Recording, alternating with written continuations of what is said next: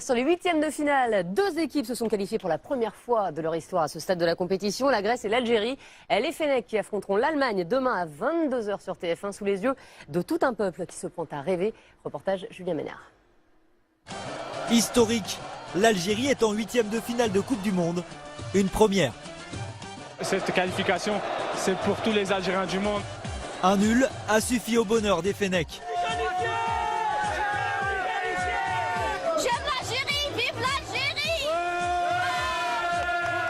Du Brésil à Paris, en passant par Marseille et Alger, la fête était totale.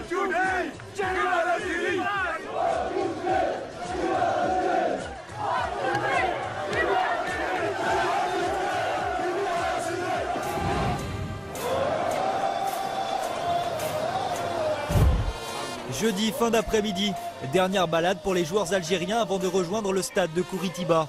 Leurs supporters les attendent déjà pour le match décisif contre la Russie.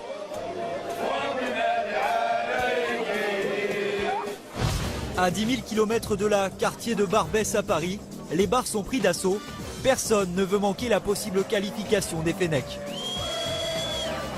Au même moment, à Alger, plusieurs milliers de supporters se sont rassemblés sur la place principale pour soutenir leur équipe. Mais sur le terrain, la soirée démarre mal.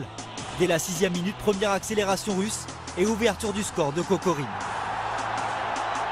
À la mi-temps, l'ambiance est retombée. Le rêve des Fennecs vire au cauchemar. L'Algérie est pour l'instant éliminée. Mais à l'heure de jeu sur ce coup franc, Slimani égalise et libère tout un peuple.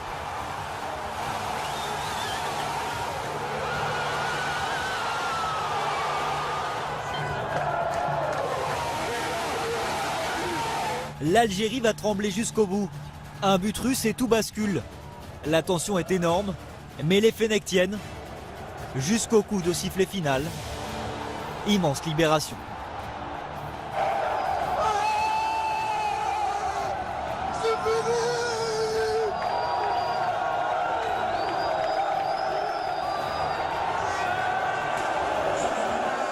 On est fiers, notre joie est indescriptible ce soir, mais tout à fait mérité.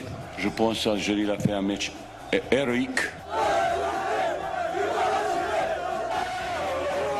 Ce qui nous arrive ce soir, c'est exceptionnel. Même si je pense qu'on ne réalise pas encore l'exploit qu'on a fait, à travers les vidéos qu'on pourrait avoir avant d'aller dormir, je pense qu'on se rendra vraiment compte de la fierté de notre peuple, de la fierté de tous les Algériens, même comme vous l'avez dit, des pays arabes, ou maghrébins ou africains. Aux quatre coins du monde, on a fêté l'Algérie toute la nuit. Demain, les Fennecs joueront contre l'Allemagne, le premier huitième de finale de leur histoire en Coupe du Monde, pour continuer à rêver.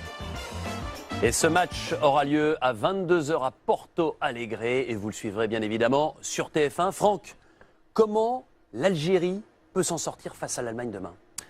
Ça va être très compliqué. Je crois que l'Allemagne n'a jamais perdu en huitième de finale, sauf en 1938, mais c'était une autre époque. C'est loin. C'était un autre système aussi.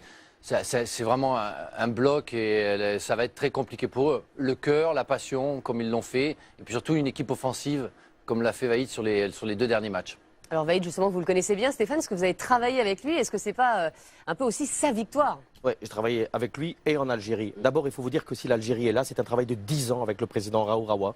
Donc il y a un vrai travail de fond. Vahid Halilhodžić, c'est très compliqué de travailler en Algérie avec la presse sportive, j'ai bien dit sportive. Compétition, le buteur qui l'ont fracassé. Ils l'ont fracassé avant d'aller à la Coupe du Monde et ils l'ont fracassé après le premier match. Où je ne suis pas d'accord, c'est que contre la Belgique, si Vahid avait joué de manière offensive, il en aurait ramassé 4. Ça a failli payer. Il s'est fait tuer. Après le premier match, il a mis l'église au milieu du village. Il a dit maintenant vous allez nous laisser travailler. Il a fait le boulot.